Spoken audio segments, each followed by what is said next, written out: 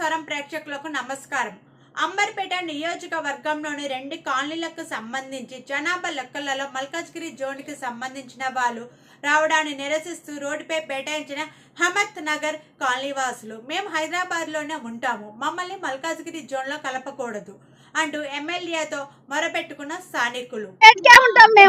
ఇక్కడ మారం ఉప్పలదికి మారం మేము చెప్తున్నాం. ఇప్పుడు ఇదే మాట ఉండాలి. మేము ఇవాళ ఇప్పుడు రాస్తామని రాపించుకుంటారు. రాపించుకున్నప్పుడు కూడా మేము అక్కడ అయితే పోము. మాకు అన్ని ఇక్కడ ఉన్నాయి, ఇక్కడనే ఉంటాం. మేము ఆ సార్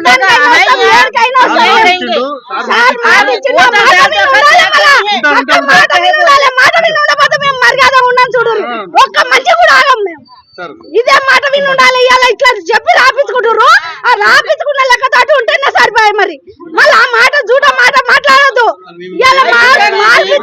పిల్లల జీవితం ఏం కావాలి?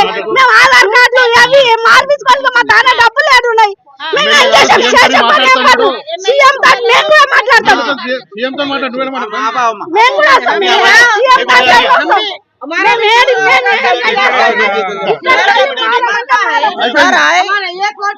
అంబర్పేట ఎమ్మెల్యే కాలేరు వెంకటేష్ మాట్లాడుతూ మేము కూడా ఈ 2 కాలనీలను ఉప్పల్లో కలవనివ్వమని ఉప్పల్ కమిషనర్ ని పిలిచి మాట్లాడగా సీఎంఓతో మాట్లాడి సమస్య పరిష్కరిస్తామని అధికారులు హామీ ఇచ్చారు.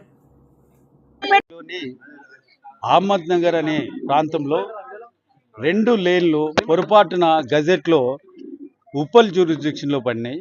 అయితే ఉప్పల్ నుంచి ఆఫీసర్స్ వచ్చి ఇక్కడ సెన్సస్ చేస్తామని అంటే ఒక్కసారి మా అహ్మద్ నగర్ వాళ్ళు ఈ ప్రాంత నివాసులు భయభ్రాంతులకు గురైనరు.